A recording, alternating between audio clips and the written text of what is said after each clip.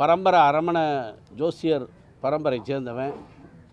அஸ்ட்ராலஜிங்கிறது ஒரு one of science, mathematics science. So அது சம்பந்தமாக ரொம்ப நாளாக இது இந்த மாதிரி நகைச்சுவை கலந்த ஜனரஞ்சகமாக மக்களுக்கு ஈஸியாக போய் சேர்கிற அளவுக்கு ஒரு படம் எடுக்கணும்னு ஆசைப்பட்டேன். செல்வத்துக்கிட்டையும் பேசினேன், வினோத்துக்கிட்டையும் பேசினேன். அதனால் ஏற்பட்ட சில கோட்பாடுகள் தான் இந்த லேனாங்கிற விஷயம். அஸ்ட்ரோங்கிறது ஜோதிஷம், லேனாங்கிறது என்னுடைய பேர். அதை ரெண்டையும் சேர்த்து லேனா அப்படின்னு சொன்னதே செல்வந்தான். செல்வா எனக்கு பிள்ளை மாதிரி. அதனால் இது ஜனரஞ்சகமாக இருக்கணும், நகைச்சுவையாக இருக்கணும், எல்லார் கருத்துக்கு சேரணும். நான் இன்னொன்று சொல்கிறேன், என் கடமையெல்லாம் நான் முடிச்சிட்டேன். காரணம் என் பேரன்கள். ஸோ அவங்களுக்கெல்லாம் கடமையை முடிச்சிட்டேன். சாரி, சம்பாதிக்கிறது பூரா நலிந்த கலைஞர்களுக்கும் நலிவுற்ற குடும்பங்களுக்கும் திருப்பணி அன்னதானத்துக்கு போய் சேரணும். அந்த நோக்கத்தோடு எடுக்கிற படம். அனைத்து கலைஞர்களும் ஒத்துழைப்பு கொடுக்கணும். சாரி,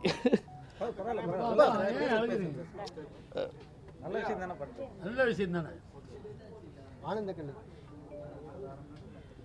படத்தோட கதையை சொல்லுங்க. யார் யார் நடிக்கிறா, என்ன மாதிரி கதையை சொல்லுங்க. இல்லை நான்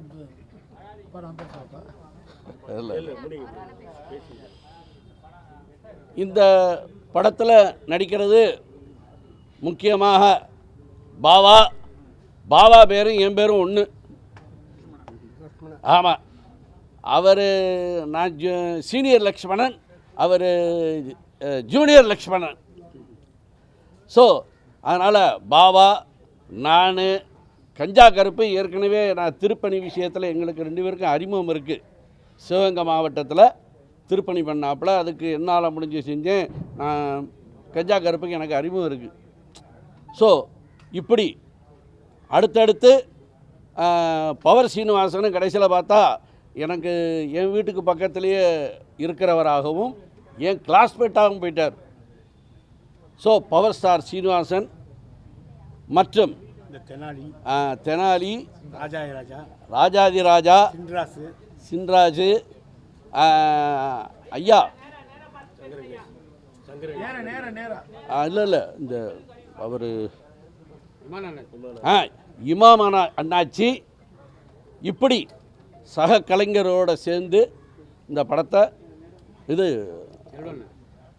இல்லை அந்த இந்த பி ஸ்டீபன் சொன்னீங்களே இந்த பொண்ணு,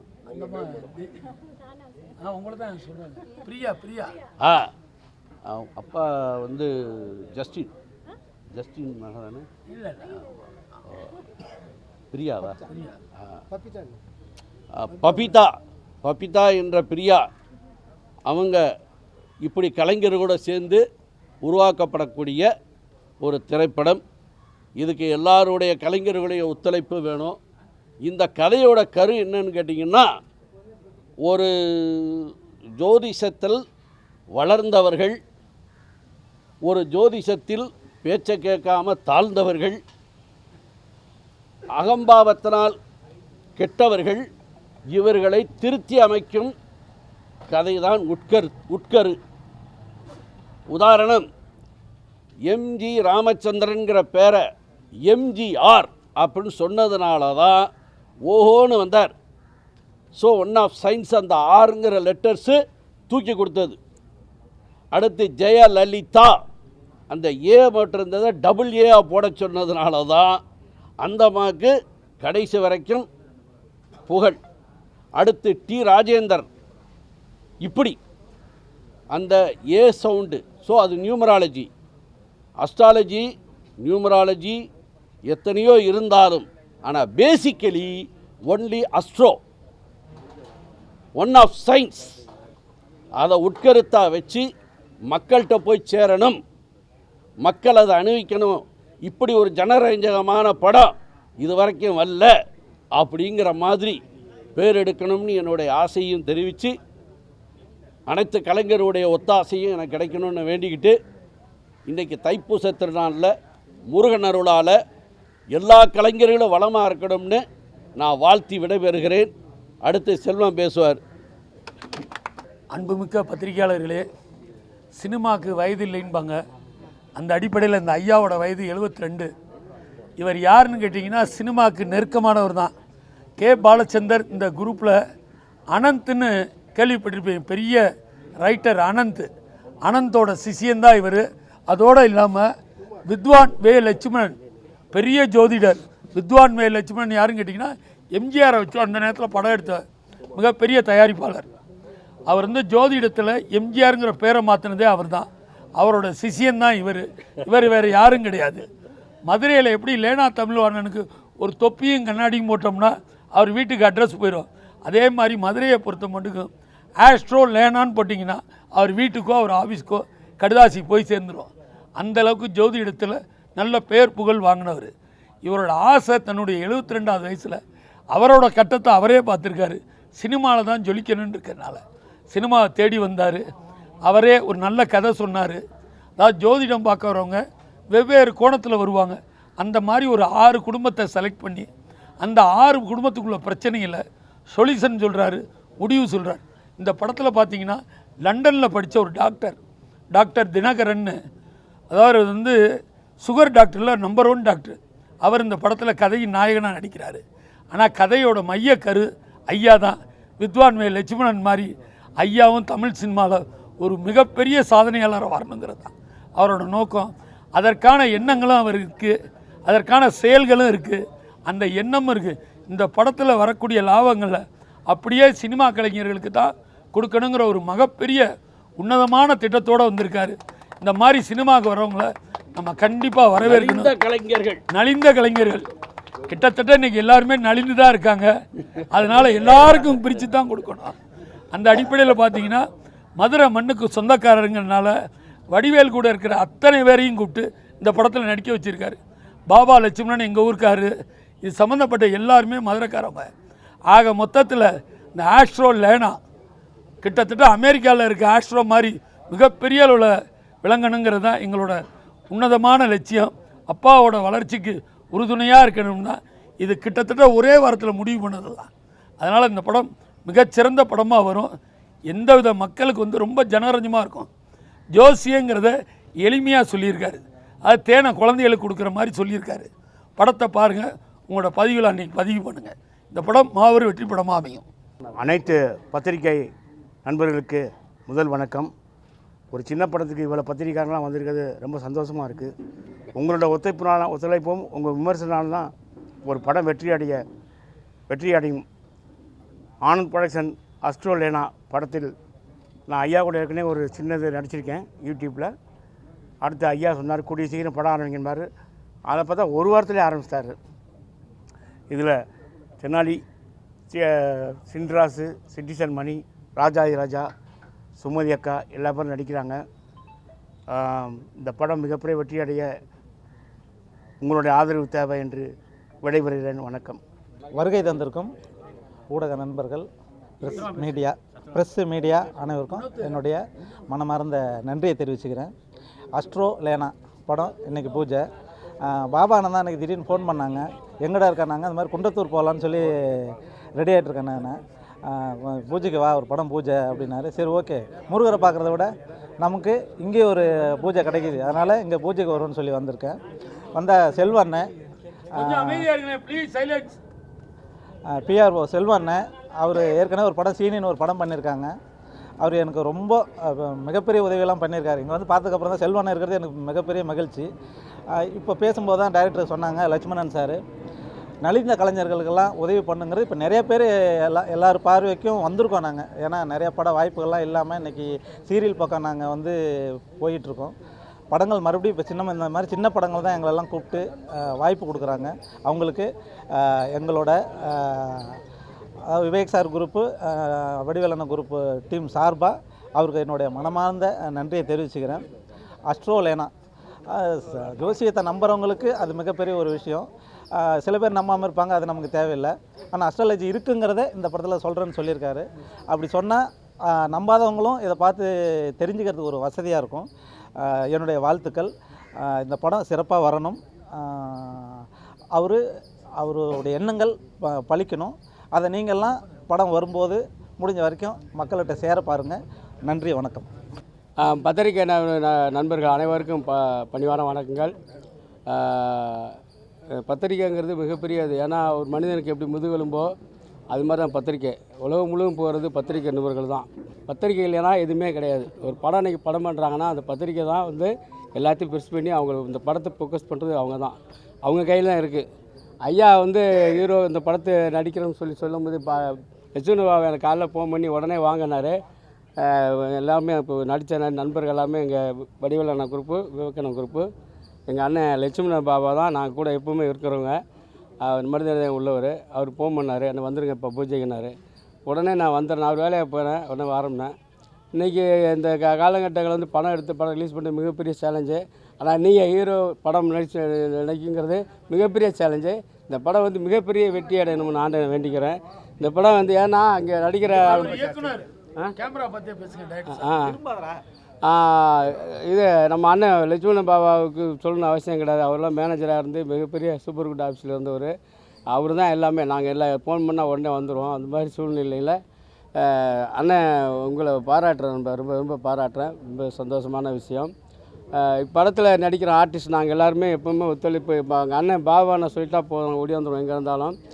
அண்ணன் விவேக் சார், அண்ணன் குரூப்பு, அண்ணன் வடிவேல் 2 பேரும் நாங்கள் ஒன்றா நடிக்கிறவங்க தான். நாங்கள் இருக்கிறனால ஒன்றும் காலையில் இதுக்கு முக்கியமாக இருக்கிற தயாரிப்பாளர், இயக்குனர், பத்திரிகை நிறுவனர் அனைவருக்கும் பணிவான வணக்கத்தை தெரிவித்துக் கொள்கிறேன். உங்கள் சிட்டிசமணி. நன்றி, வணக்கம். பட பூஜையில் அஸ்ட்ராலேனா டைரக்டர் லட்சுமணன், எங்கள் பாபா சூப்பர் குட்டு பாபா லட்சுமணன் அவர் தான் எனக்கு அழைப்பு கொடுத்தாரு. நம்ம செல்வன் சார் மற்றும் அனைத்து என்னுடைய நண்பர்கள், கலைஞர்கள்.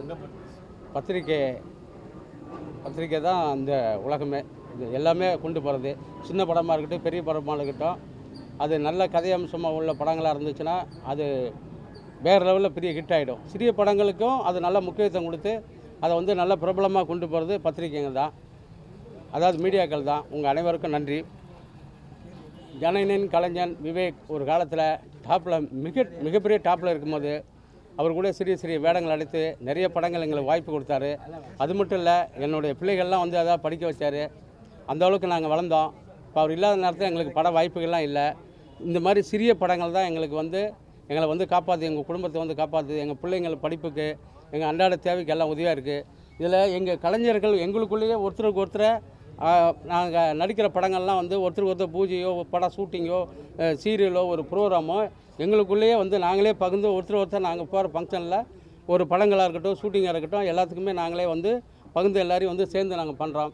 அந்த மாதிரி ஐயா டைரக்டர் லட்சுமணன் ஐயா அவர்கள் இந்த நலிந்த கலைஞர்களுக்கு எல்லாருக்கும் இந்த படத்தை மூலிமா வாய்ப்பும் கொடுத்து அவங்களுக்கு நல்ல ஒரு உதவி பண்ணுற நல்ல மனசோட இந்த கதை அம்சம் நல்லா சிறந்து நல்ல மாபெரும் வெற்றி, இந்த படம் நல்லா சிறப்பாக எடுத்து மாபெரும் வெற்றி அடைன்னு எல்லா வல்ல இறைவனை வேண்டி வணங்குகிறேன். வணக்கம். வணக்கம். பத்திரிகையாளர்கள் நீங்கள் உங்களால் தான் நாங்கள் வந்து வெளி உலகுக்கு தெரிய முடியும். நீங்கள் எல்லோரும் எங்களுக்கு வந்தது ரொம்ப சந்தோஷம். Producer sir, director sir Lakshmanan சாருக்கு ரொம்ப வணக்கம். லக்ஷ்மணன் சாருக்கு, எங்கள் நடிகர் மேனேஜர் லக்ஷ்மணன் சாருக்கு வணக்கம். சரி அண்ணன் வணக்கம். உங்களுக்கு வணக்கம். இவங்க எல்லாரோட தான் நாங்கள் இங்கே வந்து நிற்கிறோம். எங்களுக்கெல்லாம் ஒரு காலத்தில் ரொம்ப உதவியாக இருந்தது. நாங்கள் வந்து விவேக் சாரோட நிறைய படங்கள் நடிச்சிருக்கேன். சுவிட்சை போடாதன்னு சொல்லுவேன். ஃபேன் சுவிட்சை போடாரு விழுந்துடும், ஃபேன் கீழே வந்துடும். அதில் நான் தான் எலக்ட்ரிஷியனாக நடிச்சிருப்பேன். அதுக்கப்புறம் கேஎஸ் இன்டர்நேஷ்னல் அப்படின்ற படத்தில், கேஎஸ் வீராப்பு படத்தில் நடிச்சிருக்கிறேன். நானும் ஆமாம், இது மாதிரி காமெடியில் நான் நடிக்கிறேன். விவேக் சாரோட நடிச்சிருக்கேன். வடிவேலு கூட மாப்பிள்ளை வந்தாலும் இங்கே நம்ம அவர் கூட மாதிரி ரத்தம் கக்கி விழுந்துருவேன் தவசி படத்தில். இது மாதிரி நிறைய படங்கள் நடிச்சிருக்கிறேன். எங்களை மாதிரியான எங்களுக்கெல்லாம் வந்து ஒரு காலத்தில் ரொம்ப ரெண்டு கண்ணு மாதிரி இருந்தவர் விவேக் சாரும் வடிவேல் சாரும் இருந்தாங்க. அவங்களாம் எங்களுக்கெல்லாம் பல படங்களில் வாய்ப்பு கொடுத்துருந்தாங்க. ஆனால் இப்போ வந்து எங்களை மாதிரி இந்த ப்ரொடியூசருங்க தான் சின்ன சின்ன கம்பெனியில் சின்ன சின்ன வேஷங்கள் கொடுக்குறாங்க. அது மாதிரி எங்களுக்கு வந்து இருக்கக்கூடிய ஒரு பூஸ்ட்டே வந்து இந்த மாதிரி சின்ன கம்பெனிகள் தான். இந்த சின்ன கம்பெனிங்க எங்களை கூப்பிட்டு வாய்ப்பு கொடுத்ததுக்கு ரொம்ப நன்றி, ரொம்ப நன்றி. நாங்கள் எல்லோரும்னா இன்றைக்கி வந்து ரொம்ப ஒரு புனிதமான நாள், தைப்பூசம், முருகருக்கு ரொம்ப முகர்ந்த நாள். இந்த நாளில் இந்த நேரத்தில் எங்களுக்கு அரோகரா இந்த மேற்கொண்டு நம்பர் 4ல் ஆரம்பித்தாங்க அவங்க. அதை நான் ஏற்கனவே யூடியூப்பில் கொடுத்துருக்கேன். மாலை முரசில் ஒரு நிருபர் வந்து என்னை பேட்டி எடுத்தார் மதுரையில். அப்போ நான் சொன்னேன், ரொம்ப போராடி ஜெயிக்க முடியாது வரும், சாணக்கியத்தனமான ஆட்களை கையில் வச்சுக்கணும். அரசியலில் சாணக்கியத்தனங்கிறது வந்து எக்ஸ்பீரியன்ஸ். ஸோ அந்த எக்ஸ்பீரியன்ஸ் வந்து இப்போ செங்கோட்டை. ஸோ நெக்ஸ்ட்டு யார் சேர்ந்துருக்காங்கன்னு இன்னும் ஐடியா, நோ ஐடியா. இன்னும் எந்த கட்சி சேருங்கிறது இன்னும் ஐடியா. பட் அது போராடி ஜெயிக்கும். பட் எதிர்கட்சி தலைவராக வர்றதுக்கு வாய்ப்பு இருக்குது.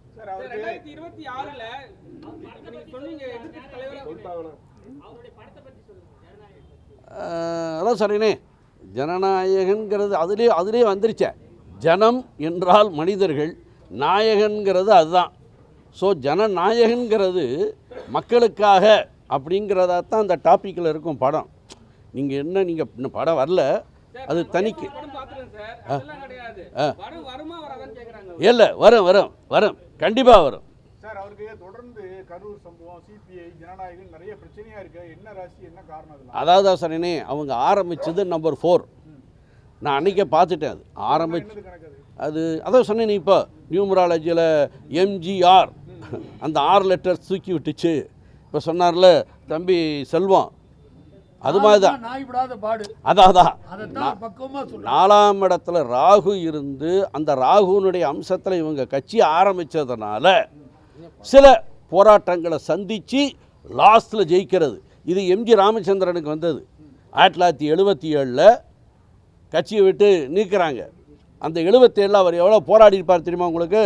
உலகஞ்சுற்று வாலிபன் ஒரு படம், மேர் முத்து. அப்போ நான் புடவையை கட்டிக்கிறேன்னாரு. கடைசியில் படம் துணிஞ்சு வெளியே வந்துச்சு. மீனாட்சி தியேட்டரில் இஎம்ஜி சவுந்தரராஜன், எம்ஜிஆர் ரசிகர், அவர் போட்டார். எல்லோரும் புடவை அனுப்பிச்சாங்க மேயர் முத்துப்பிள்ளைக்கு. ஸோ அது மாதிரி தான் இந்த ஜனநாயகன்.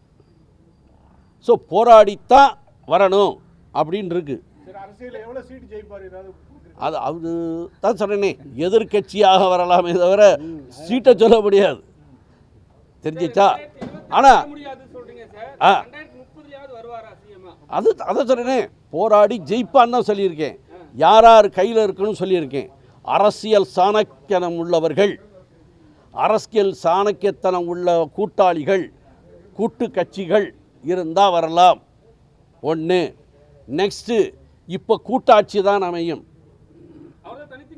இல்லை, அவர் தனித்து நின்னாலுமே ஆட்சி கூட்டாட்சி தான். அவரை எதிர்கட்சியாக வர்றாரு, அவர் எப்படி கூட்டாட்சியாக பண்ண முடியும்? எதிர்கட்சியில் வரலாமே தவிர டைரக்ட் சிஎம்மாக வர முடியாது. அரசியலில் தான். ஸோ கூட்டாட்சி நடக்கும். அப்போ கூட்டணி கட்சி இருக்குல்ல, அது இந்த கூட்டணி கட்சியினுடைய வலிமையை பொறுத்து தானே சொல்ல முடியும். இன்னும் எதுவுமே கூட்டணி வந்து ஐசோலேஷனாவில் இருக்குது.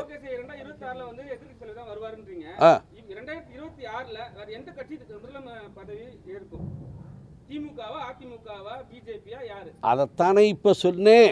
கூட்டாட்சி கூட்டு சேர்றவங்களை பொறுத்து தான். இன்னும் ஃபவுண்டேஷனை கூட்ட இன்னும் டிசைட் ஆகலையே. காங்கிரஸ் ஐசோலேஷனில் இருக்குது. காங்கிரஸ் ஆசிலேஷன் தெரிஞ்சிச்சா? அப்போ என்ன, காங்கிரஸ் ஐசோலேஷனில் இருக்கும்போது நீங்கள் எப்படி கட்சியை நீங்கள் தான் சிஎம் ஆகுறீன்னு சொல்கிறது? சார், இப்போ முதல்வர் மு.க. ஸ்டாலின் வந்து முதல்வர் ராசி இல்லைன்னு சொல்லிட்டு இருந்தாங்க நிறைய ஜோதிடர்கள். எத்தனை உடைச்சு முதல்வர் ஆகிட்டார். அதான் இதுக்கு முன்ன ஒரு உதாரணம் சொல்கிறேன்.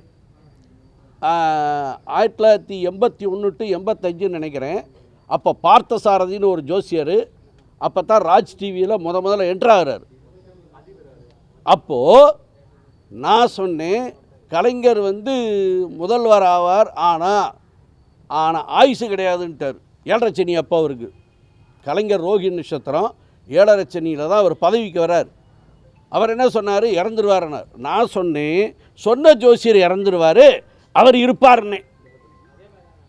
பாத்தியா, இதுதான். இதுக்கு நீங்கள் என்ன பதில் சொல்ல போகிறீங்க? அன்பு பத்திரிகையாளர்களே, கேள்விகளை கேளுங்க. சினிமா சம்பந்தம் ஹீரோவா நீங்க நடிக்கிறீங்க, இத்தனை வருஷமா கடந்து போய் ஹீரோ நடிக்க காரணம் என்ன? நிறைய நலிந்த கலைஞர்கள் இருக்காங்க, அவங்களுக்கு என்ன செய்ய போறீங்க? இல்லை, நான் ஏற்கனவே இப்போ பேசும்போது உணர்ச்சி வசப்பட்டு அழுததே அதானே. நலிந்த கலைஞர்களுக்காக உதவி, நலிந்தவர்களுக்கு உதவி, அன்னதானம், திருப்பணி, இதுதான் என் வேலைன்னே சொன்னேனே. என் கடமை. இந்த பேரன்கள் இருக்காங்க, எங்கடா அவங்க?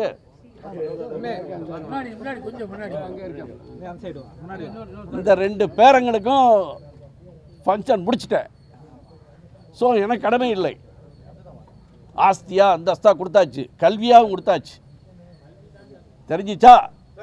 இப்போ அமைச்சர் மூர்த்தி வந்தால் எங்களுக்கு நடத்தினார். நான் ஒரு பிராமணன், அவர் எப்படி வருவார் வைதிகமான கல்யாணத்துக்கு ஃபங்க்ஷனுக்கு? அவர் சொல்லியே வந்தார். பிஏவை கூப்பிட்டாரு, சசியை, ஏய் கோச்சவாய் கண்டிப்பாக போகணும்னு. அதேமாதிரி அமைச்சர் மூர்த்தி தலைமையில் தான் இவங்களுக்கு நான் உபநயனத்தை நடத்தினேன். ஊழல் கல்யாணம். தெரிஞ்சிச்சா? ஸோ கடமை முடிஞ்சிச்சு. இனிமேல் எனக்கு ஆஸ்தி அந்தஸ்து சேர்க்கணும் அவசியம் இல்லை. அன்னெசரி. சார், தமிழ் சினிமாவில் சிம்பு, விஷால், பிரிஷா, அதர்வான் நிறைய பேர் கல்யாணம் ஆகாம இருக்காங்க. என்ன பரிகாரம்?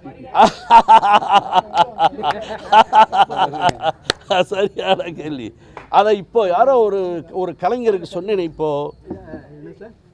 இந்த இங்கே வாங்க. இவர் நான் உட்கார்ந்த உடனே என்கிட்ட கேட்டார், என் பையனுக்கு மேரேஜ் நடக்கலைன்னாரு. உங்கள் பையன் ஜாதகத்தில் 2, 7, 8 இந்த இடங்களில் பாவக்கிரகம் இருந்துச்சுன்னா திருமணம் தாமதமாகும். ஆணாக இருந்தாலும் சரி, பொண்ணாக இருந்தாலும் சரின்னு சொன்னேன். ஸோ நீங்கள் கேட்ட கேள்வி அதுதான்.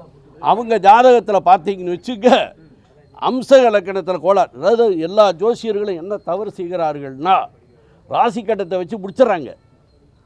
சூட்சமம் நவாம்சம்தான். உதாரணத்துக்கு பவர் ஸ்டார் நேற்று அழைக்கிறதுக்கு போயிருந்தேன். அப்படி ஜாதகத்தை பார்த்தேன். ஏப்பா உனக்கு லவ் மேரேஜான்னு? அப்படின்னாரு. உனக்கு 3 பொண்ணான்னு? அப்படின்னாரு.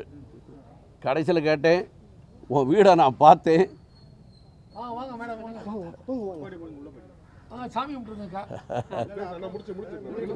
ஸோ அப்போ பவர் ஸ்டார் ஆச்சரியப்பட்டார். இதில் ஆச்சரியப்படுறதுக்கு ஒன்றும் கிடையாது, ஒன்லி மேத்தமெட்டிக்ஸ். அதான் நான் சொன்னேனே, astrology one of science, one of arts, one of mathematics science.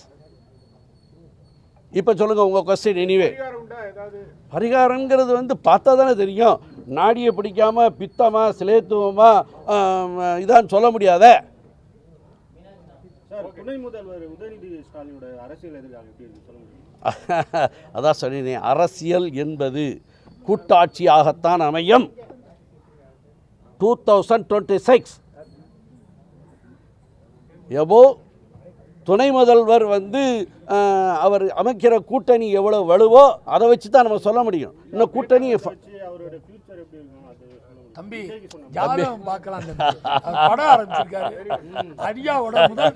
இல்லை, நீங்க எதை கேட்டாலும் நான் சலிக்காம பதில் சொல்றவன். அவர் அட்ரஸ் தர ஜாதகம் கேளுங்க, தமிழ்நாடை பத்தி கேளுங்க, இந்தியாவை பத்தி கேளுங்க. இல்லை, நான் ஆண்டவனை நம்புறவன், ஆண்டவனை நம்புறேன். அடுத்து உழைக்கிற கலைஞர்களை நம்புறவன். என்ன நான் நம்புறவன் இல்லை. அது ஜோதிஷத்தை நம்புறது 3 விதம். அதை வெற்றி தோல்விங்கிறது வேற, அனுபவம், திறமை, நம்புறது நம்பாதது அவர்களுடைய இஷ்டம். உதாரணத்துக்கு சத்யராஜ், தீகா, சரிச்சா, இப்படி ஒவ்வொருத்தர் இருக்கலாம். இந்த படத்தில் ஜஸ்டின் கேள்விப்பட்டிருப்பீங்க. ஜஸ்டின் அவங்க அக்கா தான் பபிதா மேடம். இந்த படத்தில் ஐயாவோட முதல் தரமாக நடிக்கிறாங்க. அவங்க அதிமுக பிரச்சாரத்துலேருந்து திண்டுக்கல்லேருந்து நமக்காக கிளம்பி வந்திருக்காங்க. ஓ, அவர் நத்த விஸ்வநாதன் எனக்கு ரொம்ப க்ளோஸ். திண்டுக்கல் சீனிவாசன் கூட நேற்று மீட்டிங்கில் இருந்தாங்க. Very good very good. வணக்கங்க, அனைவருக்கும் வணக்கம். அனைவருக்கும் வணக்கம். நான் நடிகை பபிதா. புரட்சி தலைவர் கூட இணைந்து நடித்த ஜஸ்டின் அவர்கள் உங்களுக்கு எல்லாம் ஞாபகம் இருக்கும். அத்தனை திரைப்படங்களை நடிச்சிருக்கிறாரு. அவருடைய பொண்ணு நான் பபிதா. நான் ஒரு 120 படம் பண்ணியிருக்கேன். அதில் ரொம்ப ஃபேமஸ் நாயகன் படத்தில் நான் சிரித்தால் தீபாவளி அந்த சாங்கு நான் தான் ஆடியிருக்கேன் கமல் சார் கூட. அப்புறம் விஜய் சார் கூட ரசிகன், கூலிக்காரன், அப்புறம் பவுனு பவுனு தான், டி ராஜன் சார் படம் ஒருத்தாயின் சபதம், என் தங்கை கல்யாணி, இப்படி நிறைய படங்கள் எல்லாமே வெற்றி படங்கள். ஃபஸ்ட்டு ஸ்ரீதர் சாருடைய டைரக்ஷனில் தென்றலை அணைத்தொடு அந்த படமும் உங்களுக்கு தெரியும். நான் நடித்த படம் எல்லாமே வெற்றி படம். அதனால் எனக்கு பேர் என்னென்னா வெற்றி நாயகின்னு எனக்கு பேர் கொடுத்தாங்க டி ராஜன் சார். அந்த மாதிரி நான் பண்ணேன். அப்புறம் புரட்சி தலைவி அம்மா அவர்கள் கூட இந்த அனைத்திந்திய அண்ணாதரோட முன்னேற்ற கழகத்தில் நான் ட்ராவல் பண்ணுற அந்த ஒரு பாக்கியம் எங்கள் அப்பாவுடைய அந்த பூவோடு சேர்ந்து நாரும் மணக்கும்னு சொல்லுவாங்க. அந்த மாதிரி எங்கள் அப்பா புரட்சி தலைவர் கூட இணைந்து நடித்ததுனால புரட்சி தலைவர் அவர்கள் இருக்கும்போது நான் அனைத்திந்திய அண்ணாதரோட முன்னேற்ற கழகத்தில் என்னை இணைச்சாங்க. அதோடைய பாரம்பரியத்தில் நாங்கள் வந்ததுனால அம்மா கூட நான் இருந்தேன். அதனால் நான் நிறைய படங்கள் பண்ணுறதுக்கு எனக்கு நேரம் இல்லை. ஏன்னா அம்மா மீட்டிங் 25 நாள் எனக்கு அறிவிச்சிருவாங்க. 50 நாள் பொதுக்கூட்டம், அதாவது உங்களுக்கு தெரியும் இல்லையா, ஒவ்வொரு திட்டம் அறிவிக்கும் போதெல்லாம் அவங்களுடைய ஒவ்வொரு பொதுக்கூட்டமும் அறிவிப்பாங்க. இந்த மாதிரி இந்த திட்டம் அறிவிச்சிருக்கேன், இதோடைய பேரில் நீங்கள் பொதுக்கூட்டம் அப்படின்னு எங்களுக்கு அறிவிச்சிருவாங்க. அதனால் நாங்கள் 25 நாள் எங்களுக்கு மீட்டிங் கண்டிப்பாக பொதுக்கூட்டங்கள், தெருமுனை பிரச்சாரம் எல்லாமே அறிவிச்சிருவாங்க. அதனால் நான் அம்மா கூட ட்ராவல் பண்ணிகிட்டு இருந்தேன். 2016க்கு பிறகு நமது அண்ணன் புரட்சி தமிழர் அண்ணன் எடப்பாடியார் அவர்கள் கூட இப்போ ட்ராவல் ஆகிட்டுருக்கிறேன்.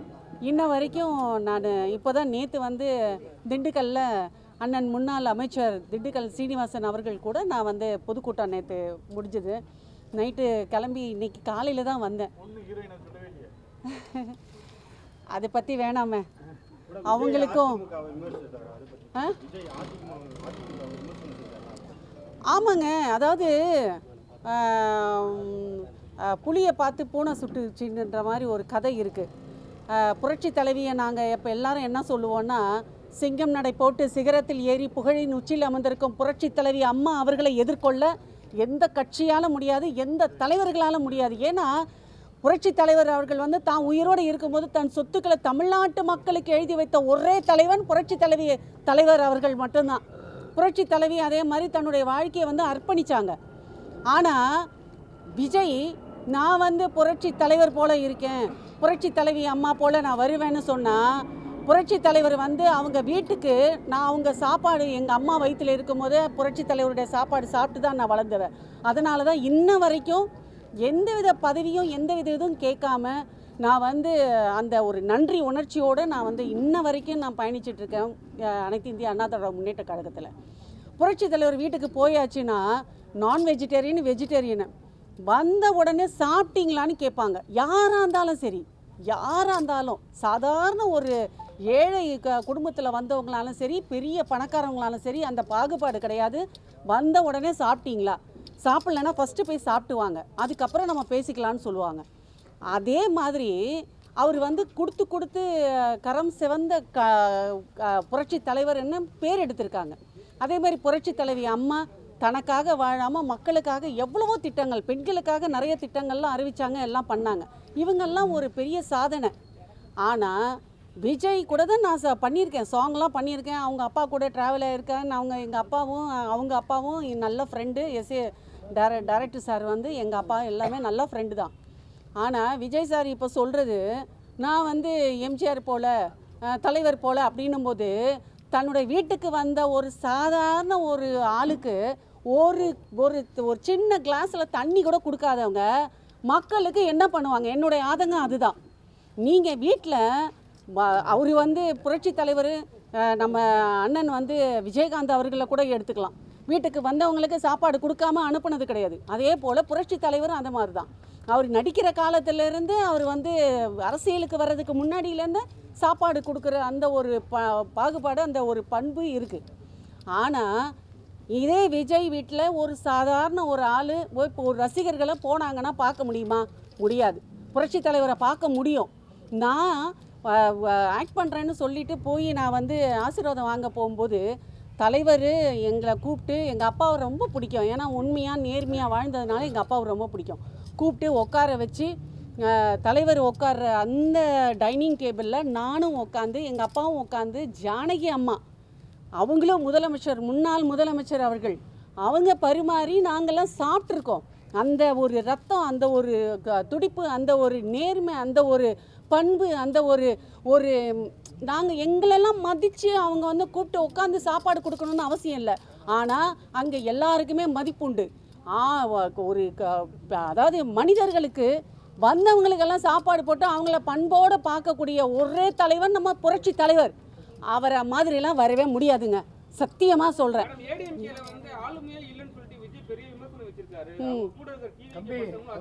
ஆளுமை இருங்க ஆளுமை இல்லாம என்னுடைய கருத்து என்னன்னா, புரட்சி தலைவர் ஆரம்பிச்ச அனைத்து இந்திய அண்ணா திராவிட முன்னேற்ற கழகம் என்றென்றும் புரட்சி தலைவர் சொன்னது போல தனக்கு பின்பும் 100 ஆண்டு காலம் அனைத்து இந்திய அண்ணா திராவிட முன்னேற்ற கழகம் ஆட்சி அமைக்கும்.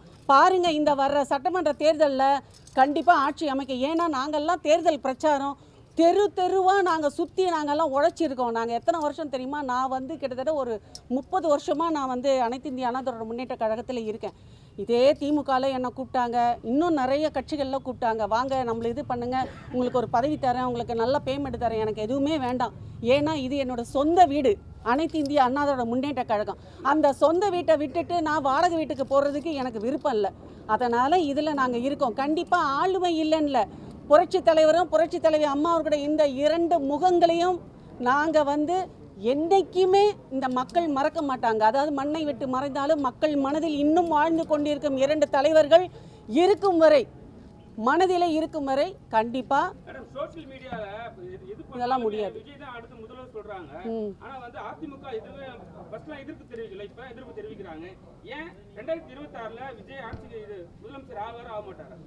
கண்டிப்பாக முடியாதுங்க. ஏன் தெரியுங்களா? தன்னுடைய வீட்டுக்குள்ளார இருக்கக்கூடியவர்களை அரவணைச்சு வாழ தெரியல, தாம் பிள்ளைகளுக்கு நல்லது பண்ண தெரியல, தாம் பெத்த தாய் தகப்பனுக்கு நல்லபடியாக பார்த்துக்க தெரியல. எங்கள் தலைவர் புரட்சி தலைவரெல்லாம் அம்மாவுடைய சிலையை முன்னாடி வச்சு, அம்மாவுடைய படத்தை தான் வச்சு அவங்க கும்பிட்டு ஒரு பெத்த தாய்க்கு எப்படி வாழணும், மகனாக எப்படி இருக்கணும், இந்த குடிமகனாக எப்படி வாழணும்னு ஒவ்வொரு படம் மூலியமாக பெத்த தாய் தகப்பனை உயர்த்தி இருக்காங்க. இதே பெத்த தாய் தகப்பனை கிட்ட கூட சேர்க்காம, வீட்டுக்குள்ளே சேர்க்க முடியாமல், பெத்த தகப்பன் வர்றாங்க வீட்டுக்குள்ளே விடாதீங்கன்னு சொல்லி துரத்தி அடித்தவர் இதே விஜய். எங்களுக்கெல்லாம் தெரியும், அவர் இல்லைன்னா இவரெல்லாம் வந்திருக்க முடியாது. நாங்கள்லாம் தெரியும், எங்களுக்கு தெரியும். அவருக்கு ஆக்டிங்கே தெரியாது. எத்தனை டேக்கு ரசிகன் படத்துலலாம் எத்தனை டேக் தெரியுங்களா? சாங் ஆட தெரியாது. அவரை அப்படி வந்து பிடிச்சி அவரை வந்து வரவழைச்சி இவ்வளோ தூரம் அவர் பாடுபட்டு அவ்வளோ காசு செலவு பண்ணி எல்லாம் பண்ணி இந்த நிலவுக்கு கொண்டு வந்து அந்த ஒரு நன்றி உணர்ச்சி கூட இல்லாமல் வெளியில் தள்ளி விட்ட ஒரு மனுஷன்தான் விஜய். அப்படிப்பட்ட ஆள் என்னைக்குங்க வந்து தமிழ்நாட்டு மக்களுடைய மனசை வந்து புரிஞ்சிக்க முடியும்? என்னுடைய ஆதங்கம் அதுதான். பெத்த தாய் தகப்பனுடைய ஒரு அன்பு பாசம் தெரியாதவர், ஒரு பெத்த பொண்ணு பிள்ளைகளுடைய அன்பு பாசம் தெரியாதவர், கட்னம் பொண்டாட்டியுடைய அன்பு பாசம் தெரியாதவர் எப்படி வந்து தமிழ்நாட்டு மக்களுக்கு நல்லது பண்ணுவார்? இந்த வாய்ப்பை எனக்கு அளித்த மதுரை செல்வம் அண்ணா அவர்களுக்கு என்னோட மனமார்ந்த நன்றி அண்ணா. ஸோ இது வந்து ஜோதிடம், இந்த படம் வந்து ஒரு நல்ல ஒரு காமெடி ப்ளஸ் வந்து என்டர்டெயின்மெண்ட்டான ஒரு படம் அண்ணா.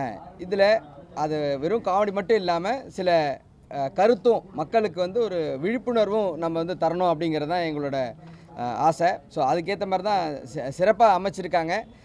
இந்த படம் நான் வந்தால் ரொம்ப அருமையாகவும் இருக்கும், என்டர்டெயின்மெண்ட்டாக இருக்கும், அட் த சேம் டைம் மெசேஜும் இருக்கும்.